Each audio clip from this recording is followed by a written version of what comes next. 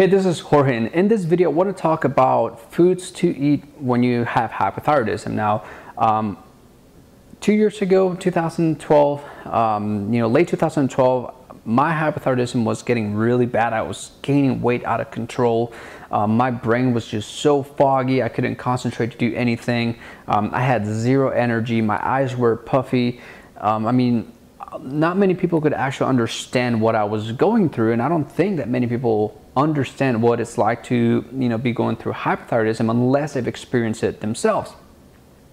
But over the last couple of years, especially 2013, I did a lot of research, and I just wanted to change so bad that I was willing to do whatever it took to change my situation. Now, just to give you a little bit of background information, back then I used to eat a lot of what I call regular food. Like I'll go to restaurants, especially like breweries, and just about all the food that you find there that's like it sounds tasty, like buffalo chicken hot wings, pizza, your bacon burger, like I used to love like the jalapeno burgers with bacon, and all these other foods that just sound tasty. I'll eat a salad every now and then because I thought that adding vegetables was healthy, and that I needed to eat more vegetables. I thought that was like what eating healthy meant.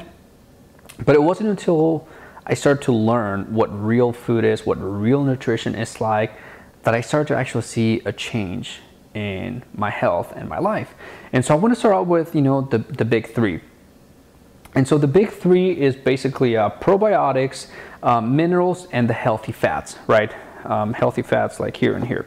Okay, now I'll start with probiotics. Now, because I was a home brewer, actually my epiphany came when I realized that our body's just like a fermentation tank, and most of our health actually relies on your gut flora, your gut bacteria. So any food that you eat is going to feed your bacteria, and the bacteria in your gut flora, that's really what's going to digest the food and make things like vitamins and all these other nutrients that your body needs in order to grow and regenerate itself, right?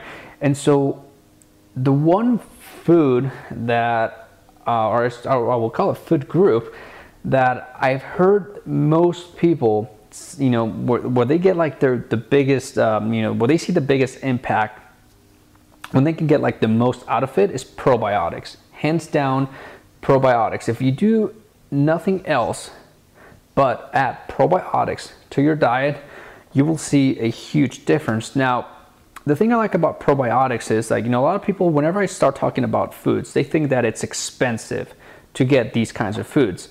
Now, I didn't just buy all these foods all at once. I had to transition myself into it. But when you learn about these foods, you'll actually realize that not only is not expensive, it's actually cheaper. For example, probiotics, you can buy capsules, and if you buy high potency probiotics, the best ones that I've found is from a company called Renew Life. Dr. Mercola also has good probiotics that I used to recommend a lot, and still recommend a lot. His has 10 different strains of bacteria. The Renew Life actually has 40 strains of bacteria, and variety is actually more important than quantity. And so the variety in those are very important. But the thing I like about bacteria and things like that is, like, for example, this is kombucha tea. All it is hibiscus tea, all right? So this is hibiscus tea. I can drink the tea just like this, or what I did here is I mixed the tea with coconut water. I squeezed some lemon juice into it, and I added sugar, because the bacteria, what they do is they eat sugar. And so what you see, this mushroom-like thing floating on top of this kombucha, is called a SCOBY, which is basically a symbiotic culture of bacteria and yeast, right? So the bacteria and the yeast basically eat the sugar, and they create vitamins. They release the enzymes, so they give your body the enzymes that it needs to digest food. This is basically what your body needs in order to digest food properly, create vitamins, and actually grow and regenerate. What I like about bacteria is that, for example, this is running low. I can just mix more tea, add more sugar. The bacteria that's in there will actually grow and populate. So you really only need to buy it once, and then you can do things like this. This is just mango. I just scooped out the mango, threw it in the blender, and just made it, you know, puree. Nothing else. I just mixed the mango in there, took a capsule of probiotics, dropped it in. Again, the bacteria ate all the sugar in the mango, so it kind of soured up a little bit. If you leave it for about 24 hours so it doesn't over ferment, put it in the fridge. Now you have probiotics in the mango. Now the thing to note is that I put a capsule in here, but when it ferments, it actually populates and it grows in population. So one capsule essentially turns into like 4 or 5 different capsules. And now I'm running low here. I can just add more mango, and the bacteria left in here will eat the new sugar. Again, it will actually populate, and so I don't need to buy any more probiotics. I can keep making them, right? So it's actually cheaper to be eating foods like this. Now, because I was, you know, since I was a home brewer, I knew a lot about fermentation, and one thing I know from, you know, brewing beer is that without minerals, you just can't ferment. You can't, you know, your body, again, if you think of your body as a fermentation tank, the bacteria in your gut flora, it's going to need the same thing that something like kombucha needs. Something like, you know, whenever you're brewing beer, you're going to need the right amount of water, minerals, pH, temperature, and bacteria and or yeast to ferment, right? And so it's very important that, you know, the foods you're eating have minerals. Most foods today, they just don't have minerals. So it's important to get, I get supplementation like ionic magnesium. This is Himalayan, pink Himalayan salt, huge rock crystals, unprocessed and everything. And I just soak them in water. The water absorbs all the minerals. And I just take drops of this and add them to, you know, like the kombucha, the tea, anything liquid that I drink. Even if I just want to drink straight up water from the tap, which I don't anymore because I drink so many liquids like this, I just add these minerals to these liquids. And so I'm giving my body the minerals that it needs, because again, the bacteria in your gut are going to need those minerals to process whatever food you're eating. Even if you're not eating healthy, you still need those minerals for that, you know, the bacteria to actually function. Fulvic acid, trace minerals, same thing.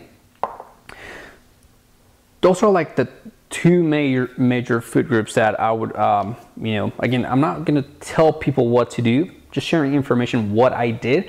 These are food groups for you to research, try on yourself. These are the things that I tried on myself that really worked for me.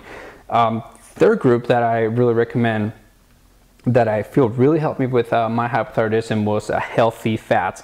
And healthy fats, I like to call them fatty acids, because fatty acids is what your body needs to create hormones, you know, things like vitamin D. You know, coconut oil, again, you know, the reason why I don't tell people what to do or things like that is because there's a lot of controversy, and invariably someone's going to comment something about coconut oil, about how you know, it's bad. This is one of the best things I've included in my diet. Coconut oil, I buy it by the gallon. Now, this is centrifuge coconut oil. You can use the cold press, expeller press, but when you try centrifuge, this is unprocessed. It's actually, you know, it's spun around to separate the oil. It tastes different. I mean, this is like, it's so good. And really what you're getting out of this, like the lauric acid, for example, is a really good acid, but you're getting the healthy fats of it in order for your body to produce things like hormones and, you know, vitamin D. Hemp oil, same thing. You know, one way that you can actually learn about this without even having to go into so much detail or research, whenever you get oils like coconut oil, hemp oil, avocado oil, you know, if you read the labels, you know, it'll say, for example, like this hemp oil says 2.5 grams of omega-3 oils, right? If you buy a fish oil, same thing, it'll say something along the lines of like, oh, this has omega-3, omega-6 oil. But if you buy fermented, you know, like cod liver oil, for example, and you read the ingredients, it won't say omega-3, omega-6, it will actually say vitamin D, vitamin K. Why? Because probiotics, when they ferment the foods like the fatty acids, the fats in your diet, the proteins, the carbohydrates, that's how they make vitamins in your body. That's why it's important to have probiotics in your diet, because whatever food you're eating, that's where your body is going to get the vitamins from, right? If you eat carrots, you're not eating vitamin A, you're eating beta carotene, which is the precursor to vitamin A. Once the carrot goes down broken down by your stomach, your salivary glands, the enzymes there, whatever. It gets to your gut. Bacteria in there will take that beta carotene and turn it into vitamin A. But if you don't have the good bacteria in your gut, you may not be getting the nutrients that your body needs, and that's where people start getting sick. So a lot of people say that, you know, health starts in your gut. Those are really like the main foods. Everything else that I did basically revolves around there. Now, other things like, you know, with hypothyroidism, personally, my body seemed to be producing very low stomach acid. And so it was very hard for my body to digest proteins. And so I started to look for alternatives. And so I found Garden of Life raw protein, Sun Warrior. These were basically better sources of protein for me. And now I'm not exactly against eating meat. However, I just couldn't process it myself. Now, if you do eat meat, and whenever I have eaten meat, it's usually grass-fed. Again, grass-fed, the reason why I found it to be more beneficial than, you know, conventional stuff like that is because the cows are eating, you know, pasture, which usually have minerals and, you know, chlorophyll and stuff like that. And so you're eating what the cow was eating essentially. So if the cow is being fed, you know, something that actually has nutrients, that's when the meat is actually going to be good for you. Though I've actually been weaning off of it, which is not something that's easy, and it's a more advanced topic that I'll probably talk about later. But seaweed is another good source of amino acids, which are basically proteins. And possibly the best source that I like is seeds. So this is chia seeds. Again, has proteins, omega-3, omega-6, the fatty acids that your body needs. Milk thistle seeds, just about any kind of seed. Avocado seed actually is really good. You know, a lot of people don't know this, but you can take the avocado seed and you can chop it down, boil it and make tea out of it.